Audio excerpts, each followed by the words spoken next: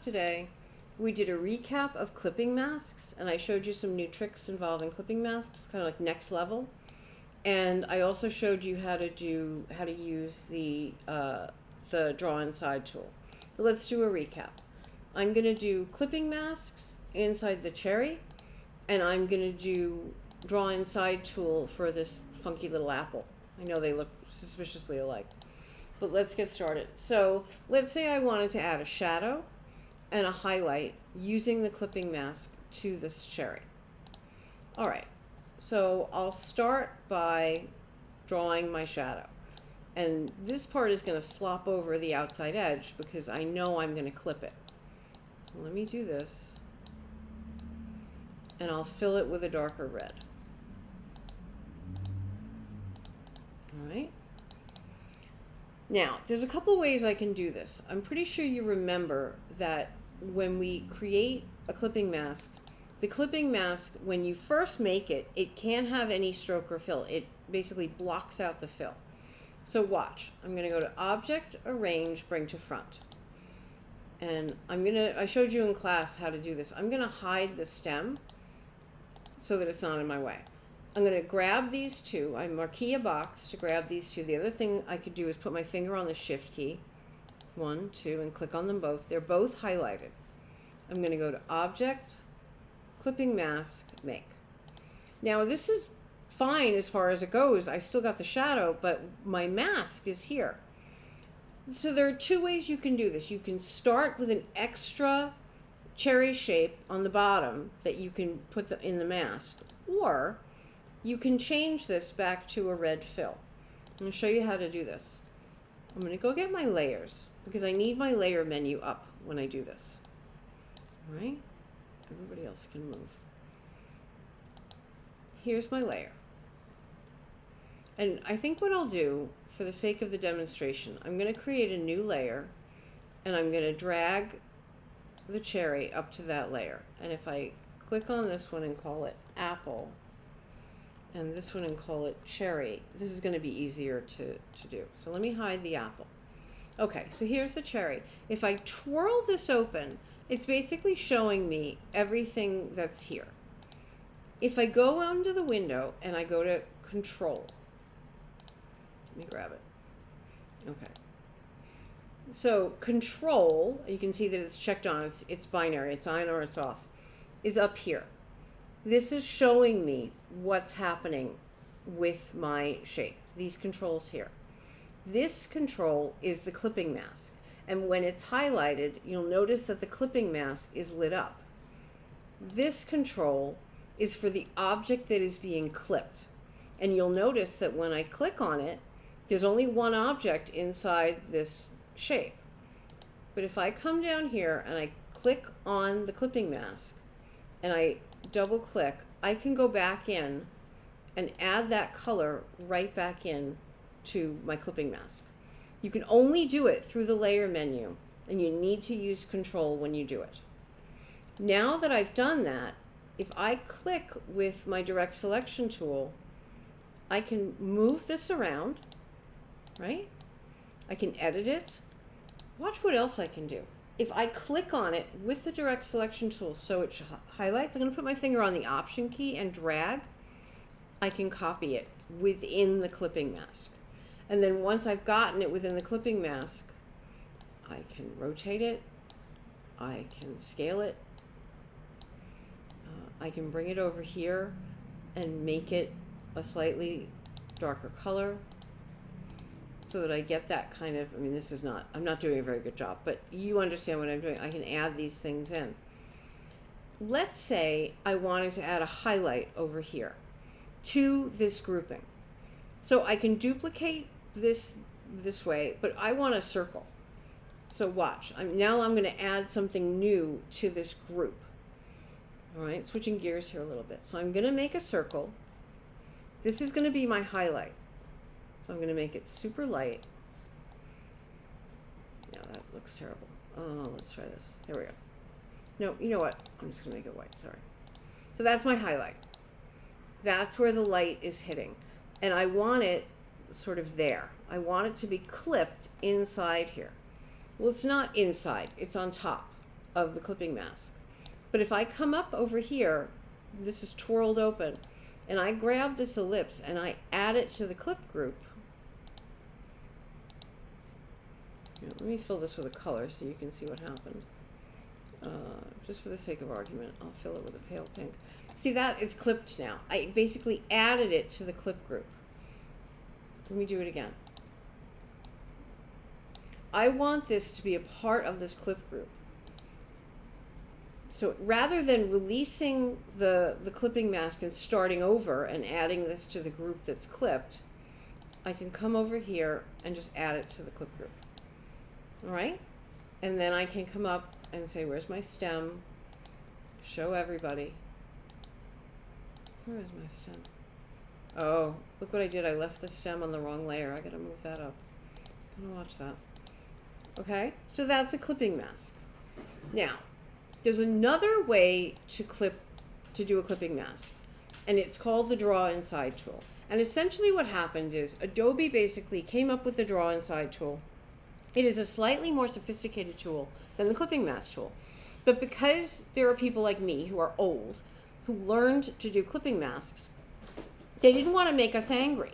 And so they kept the clipping mask.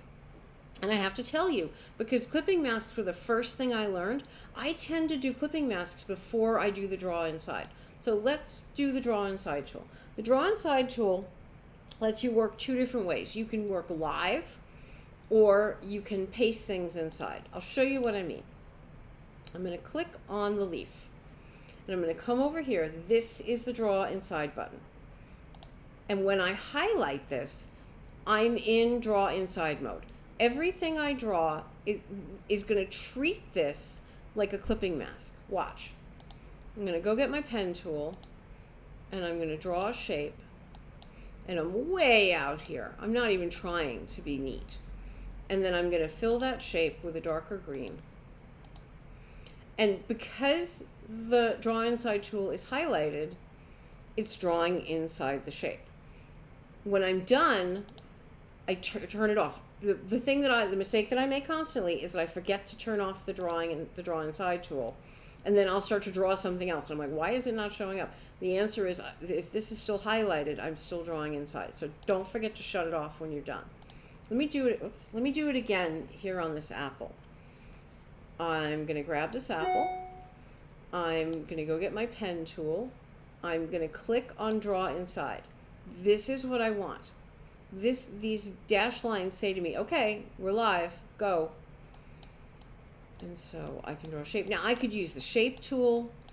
I could use any tool I want to do this. All right. So once I'm done drawing inside, again, if I use my direct selection tool, I can move this around. If I put my finger on the Option key, I can duplicate it. Let me fill it with a darker color so you can see it. All right, so I can start to work this way. I can keep going. This time I don't have to mess around with the layers. I can just keep going and create my highlight. And then I can put my finger on the Option key and make another highlight. Make it a little smaller, make it a little brighter. All right, and then I can switch this off and go on my merry way in my document. But let's say that I have a shape and I want to add something to it. Let's say I wanted to put a pattern, some kind of pattern inside this circle. Here's my rectangle tool. I'm going to draw a rectangle, and I'll fill it with yellow. And I'm gonna make a whole bunch of these. All right, I'm gonna put my finger on the Shift key and the Option key to make a copy that's pulling straight down. Command D, Command D, Command D, Command D. I'm gonna grab all of these with my solid arrow tool. You can see I'm marqueing a box. Everything that falls inside the box is now highlighted. I'm gonna group it. Why do I group it? Because in Adobe Illustrator, you begin with one or two little paths, closed paths, and you keep becoming more and more complex. And if these things are supposed to work together, then I want them to behave like one object. I'm going to cut them. I'm not going to copy them. I'm going to cut them. They disappear from the screen. They are stored in the clipboard. I'm going to click on this circle, and again, I'm going to turn on that Draw Inside tool. And this time, instead of drawing, I'm going to paste. And essentially what I have done is pasted this inside. Now watch. If I click on this one, I'm fine. If I put my finger on the Option key and click again, you notice that the whole thing is highlighted. You see that? It went from hollow points to square points. If I click again with my finger on the Option key, it's grabbing everything in the subgroup. We talked about this in class. This is true for any grouped set of objects. If you use the Option key, you can click through and little by little grab everything in the subgroup. But so I can move this around, I can change the color, I can edit it. The only thing I have to remember, because if I say, okay, I'm done with this now, I'm going to come over here and draw something else, and I start drawing, did you see how it disappeared? That's because this is still on. And so Illustrator thinks I'm still trying to draw inside this shape. Even though I'm way over here, it still thinks that it's creating, this is part of this clip. So I have to remember to turn off and go back to Draw Normal mode. Now that I'm in Draw Normal mode, I can do this. Just be aware that you're probably going to make that mistake at some point. All right. If you have questions or if you want to do a live demo with me of this, go ahead and ask me and we can do that. I flew through this in class a little fast. The bottom line is there are two ways to do it. Draw Inside is faster, it's easier, and it has more of an ability to work on the fly. And just say, hey, and by the way, what is true of the clipping path is also true of Draw Inside. If I draw this thing and I bring it down into the clip group, where is it? Here it is. I can put it back in there. Let me do it again. I'm going to draw a star. Right? If I want to add this star to this clip group after the fact, here it is. There's the clip group. There's the apple. See where it says clip group?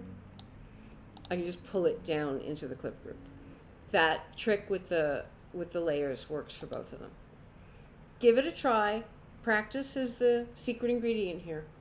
But I think it's going to really help you to add depth and form to your pieces.